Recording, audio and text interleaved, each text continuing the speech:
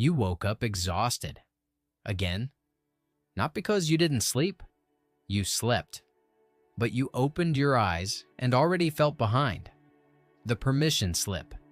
The dentist appointment. The snack for school. The laundry that's been sitting there since Tuesday. And it's 6:47 a.m. You haven't even gotten out of bed yet. And somewhere in the back of your mind, a voice whispers, "Why is this so hard for me? Other moms seem fine, or at least they look fine. Their kids are fed. Their houses are clean. Their Instagram shows smiling faces. And you love your child. You love them more than anything. But you are so tired." Here's what nobody tells you. That exhaustion you feel? It's not a character flaw. It's not weakness. It's not proof that you're failing. It's what happens when a brain built for one kind of world gets dropped into a completely different one. And to understand why, we need to go back, way back, about 300,000 years back. Picture a woman. She wakes up at dawn. No alarm, just light.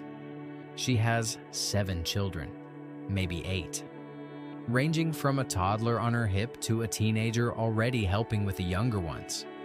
She will spend today gathering food, tending fire, keeping children safe, navigating relationships inside her group, solving problems in real time. And she will do all of this without burnout, without anxiety medication, without a therapist, without Googling, "Am I a bad mom?" at 2 a.m. How? Not because life was easier. Life was objectively harder. There were predators. There was hunger. There was no hospital if something went wrong. So what did she have that you don't? One word: the village. Here's what modern psychology and evolutionary biology both agree on. The human brain was never designed for isolated motherhood. Never. For 99% of human history, a mother did not raise her children alone. She was surrounded by other women, grandmothers, aunts, older children who helped with younger ones, other mothers who were doing the exact same thing, right beside her. The load was shared, not as a favor, not as a luxury, as the default. Scientists call this cooperative breeding.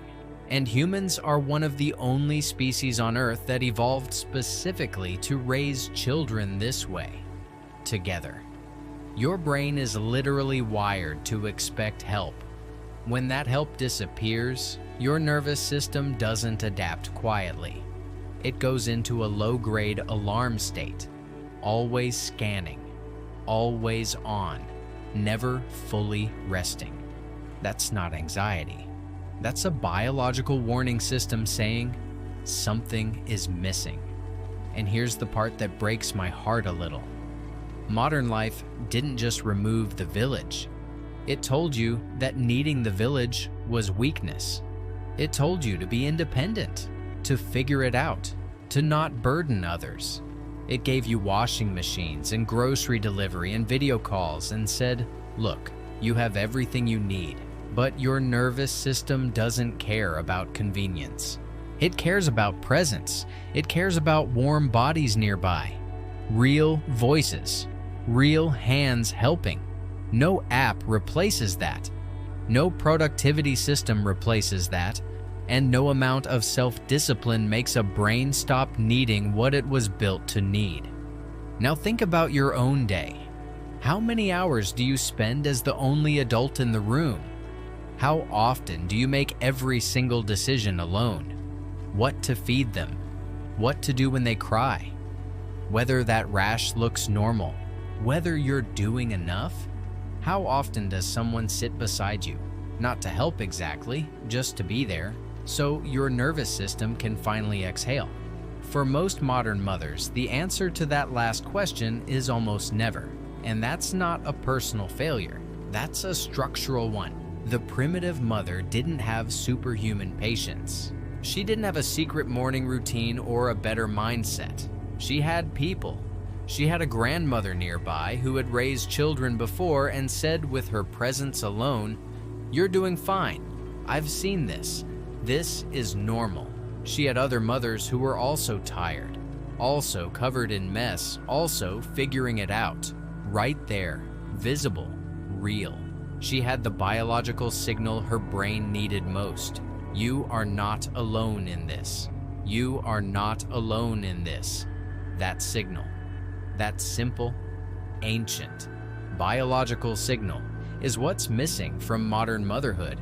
And until we name it clearly, mothers will keep blaming themselves for a problem that was never theirs to fix alone. You woke up exhausted this morning, and now you know why. Not because you're doing it wrong, because you're doing it alone. And you were never, not once in 300,000 years of human history, supposed to.